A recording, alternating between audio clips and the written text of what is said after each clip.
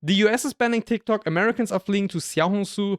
We have all seen the memes. Now let's check out what professional journalists have to say about this topic 4 hours ago by the South China Morning Post. The top free-to-use social media app in the US iOS store. It's called RedNote, and it's not easy for non-Chinese speakers to use. Dude, yeah, that is true, right? So Xiaohongshu is supposed to be an app for Chinese customers, users. And I'm really wondering, why did Americans choose to go to this Chinese app and not to another American app, like, for example, Instagram or YouTube Shorts? There are so many alternatives to TikTok already. For non-Chinese speakers to use. Dude, am I the only one who feels like a grandpa on this app? I don't know what the heck's going on or how to use it. Can someone tell? And yeah, yet, of course you don't. All of the buttons are Chinese. Live chat room viewed by 26,000 American and Chinese users. There they are. Users introducing themselves as TikTok refugees, being welcomed with open arms. Nobody actually expects this to happen. Is it crazy to you guys? I'm kind of scared. Wait, isn't it weird though? Because they were trying to ban it because they were like scared of Chinese, like the yeah, exactly, right? Imagine your government is banning an app because they're scared of Chinese spies and stuff, and then your people start going to another Chinese app. It's crazy. And then we just come to a Chinese app. The best thing that could have ever happened. Is everyone just coming over from America? Yeah. Yeah, we in here. Why are Americans flooding it? In Good Mandarin question. Chinese, the app is called Xiaohongshu. Yes, it's charting on #1. Do you see this? It's been even in my... Let me check that out quickly. Even my German Google Play is suggesting Xiaohongshu as the first app to download. Meaning Little Red Book. Has more recently started calling it RedNote. The software features a recommendation algorithm similar to TikTok with content. Yeah, actually, where's Red Note coming from? I only know the term Red Book, but like whatever. Pinterest and a community resembling Reddit. It's also one of the biggest social media platforms in China, with an estimated 300 million monthly active users. That is a lot of young, users. Highly educated women, according to Chinese social media data provider Tiangua.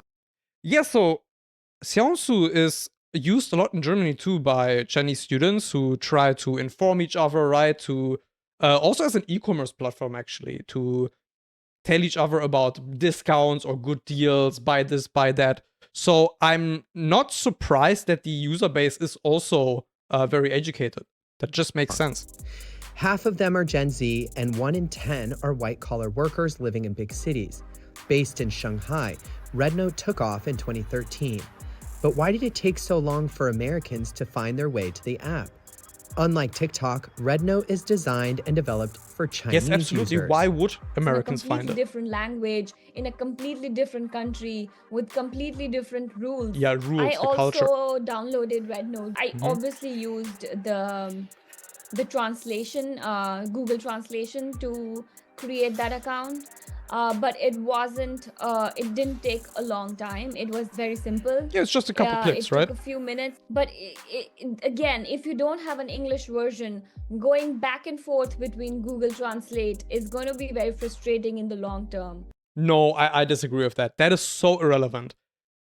Obviously, like when I use apps that I use every single day, I don't need to know what the buttons are saying. I just know it out of muscle memory. I don't think that this is a point. I think that if you use the app and you know where everything is, it's just gonna become second nature to you. Despite such barriers, the tide has clearly turned, with over 700,000 new users downloading the app between January 13th and January 15th, 2025. Wow. Although the migration to RedNote seemingly happened overnight, it has been a long time coming. That TikTok, poses a problem and an issue. And so we have concerns about that as it relates to Americans' data, collecting Americans' data, and the potential national security risk. And we've been very, very clear on that. TikTok boasts more than 170 million users in the US, but Washington has expressed fears over its ownership by Chinese internet company ByteDance. Yeah, you have to know that ByteDance obviously is a Chinese company. However, TikTok is operated a lot also out of Singapore. Whereas Xiaohongshu is a just pure Chinese company. So whatever happened here is horrible for whatever the American government tried to do. ByteDance. The U.S. House of Representatives overwhelmingly passed a bill in 2024 to force the app to divest from its Chinese owner or face a ban in the country. Fear of being suddenly knocked offline has sent TikTokers flocking elsewhere, and experts say Red Note has been immediately affected as a result. There's been a huge change in what this platform's content looks like. So a lot of messages are about people introducing themselves. A lot of content is in English language. A lot of comments are in English. Yeah, and this I'm going to be real. I'm so happy not to be an American right now, because isn't this exactly what you're supposed to do? Isn't that the whole point of cultural exchange that you have, or of being a netizen, right?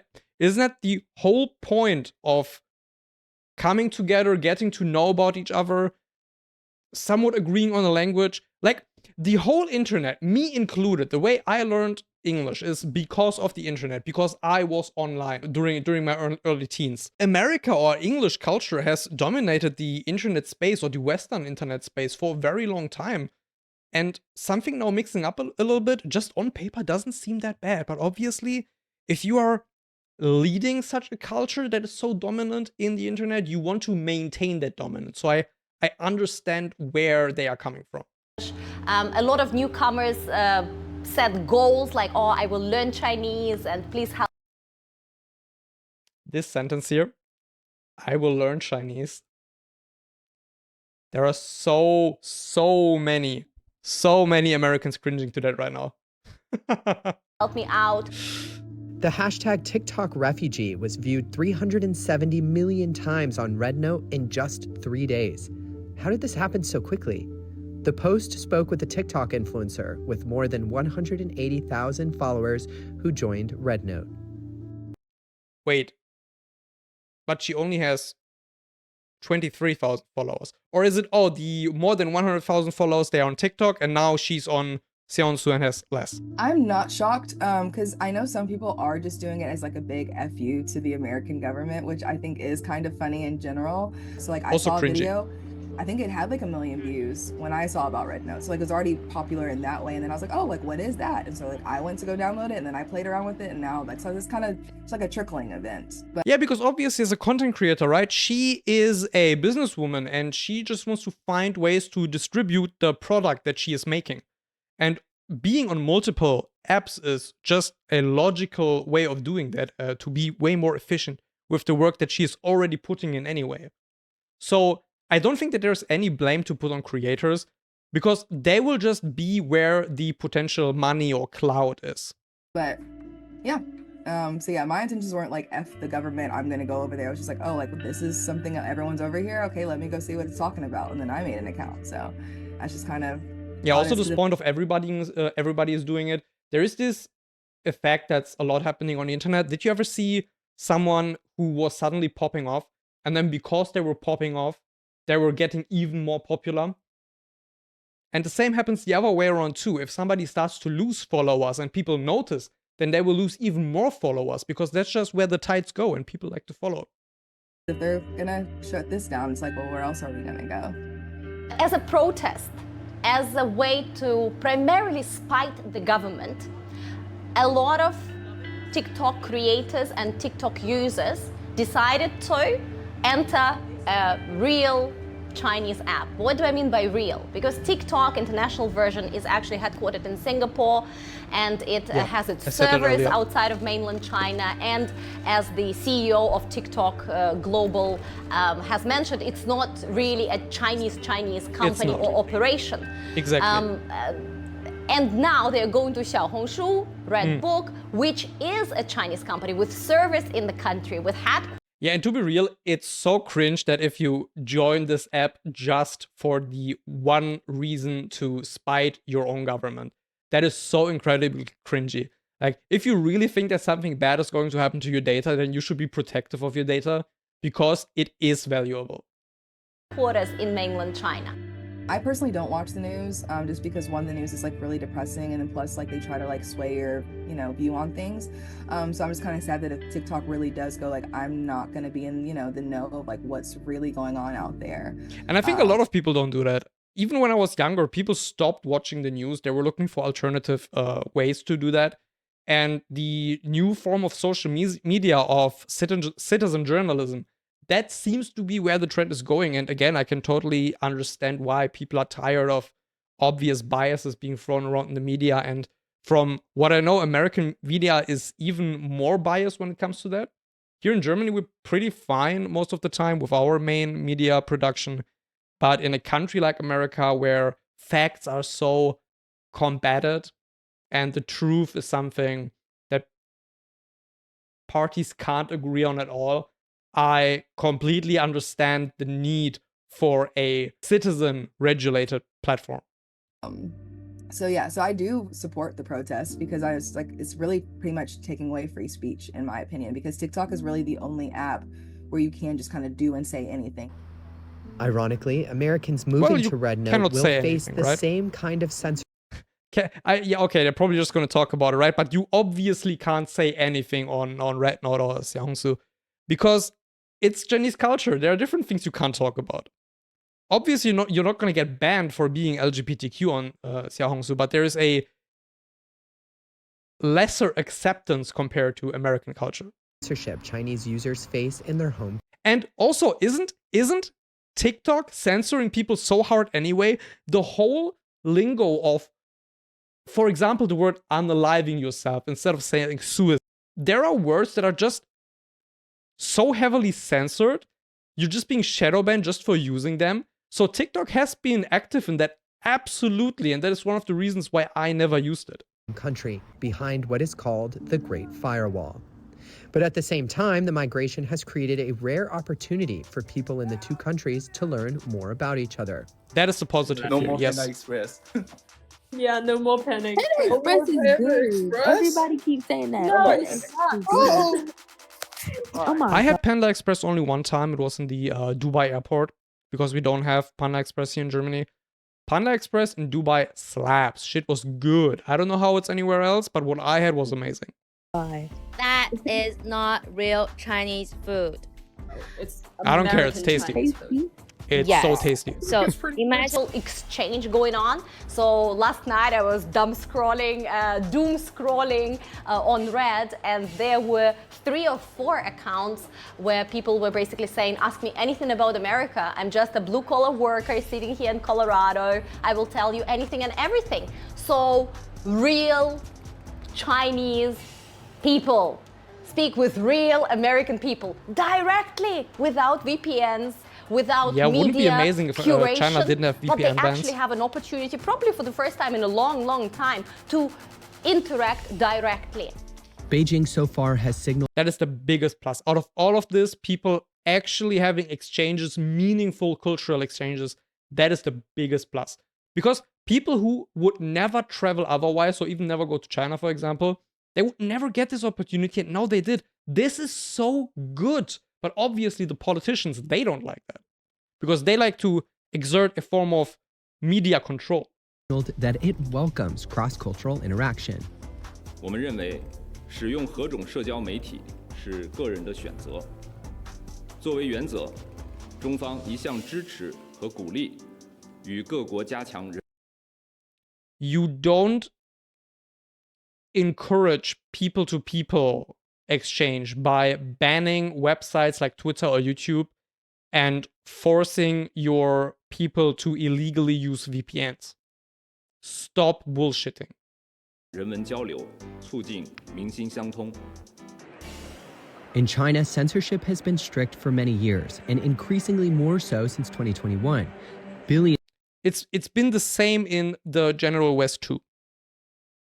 Like, factually speaking. Millions of social media accounts have been shut down. Chinese companies have created different versions of their services, like Douyin for domestic audiences and TikTok for everywhere else. We have to keep in mind that TikTok US was ruled by US laws, while Red Note is subject to China's internet censorship. So once the Chinese authorities or the Chinese regulatory bodies, start censoring some of the content that is not maybe relevant to the Chinese culture, or the Chinese authorities feel that it's not, does not suit well for the Chinese audiences, or does not follow the Chinese law or the Chinese content regulation, they are going to start cracking down on it. Same is happening in the West too. The UK has been a major example of digital speech regulation. It's just that it's to different degrees and concerning different topics. The principle, the underlying principle, is very similar. And the moment those regulatory... I would say the goal is a bit different, right? China very obviously speaks about maintaining a public order, whereas Western countries often speak about maintaining democratic values. So yes, there is a difference, of course. But the idea of using regulation of speech is innate to both. And legal measures kick in, many experts believe that the Americans may begin to leave. There's also a possibility that Red Note could be banned in the US for the same reasons as TikTok, raising fear among Chinese users who live outside the mainland. 为什么我现在首页上面的洋抖难民越来越多了？谁来关心一下海外的国人啊？就是小红书是可以从美区直接下载，这就是为什么你能看到很多洋人在就是小红书上，而不是在抖上面。我现在最怕的事情就是美国政府把小红书也连坐了，然后一起下架。Red Note has received investment for a number of high-profile technology companies, including Alibaba and Tencent, which are also Chinese. Okay. So I think, fast forward a few months, I wouldn't be surprised if Red Note comes under the same scrutiny that TikTok has over the last 2 years.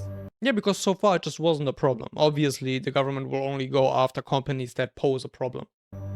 But some experts say that move is unlikely. Given Trump saying that he has a warm spot for TikTok, I don't think the Trump administration or Trump himself would want to make it a priority going after every Chinese app that is widely used in the US.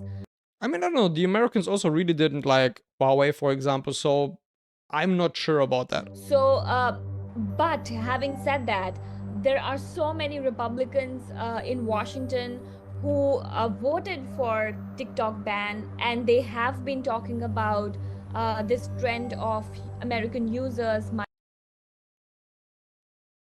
I mean, then again, you can see that Trump was just earlier this day tweeting about how he wants to have stronger bonds with China, right? So they might have some deal. They even discussed TikTok directly. Let's see what happens with that.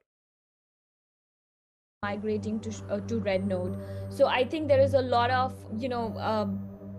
sudden shock at what is happening right now. It's very unlikely that there will be a ban on Red Note, given there are so many stages to banning any. Still unclear if the law that bans TikTok also applies to other apps like Red Note, which are not owned by ByteDance. Even if it proves to be just a brief trend, the TikTok refugee migration has brought the people of China and the US closer together in unprecedented ways. And those connections could remain intact, regardless of which social media platform they end up using. So to summarize, people having an exchange with each other, I think that's a good thing. I think media and politicians trying to exert power through speech regulation is not a good thing. We will see what happens. Things are still developing, and I think that the ban is supposed to come sometimes this week. So maybe we're gonna have more updates next week. Until then, leave a like and subscribe.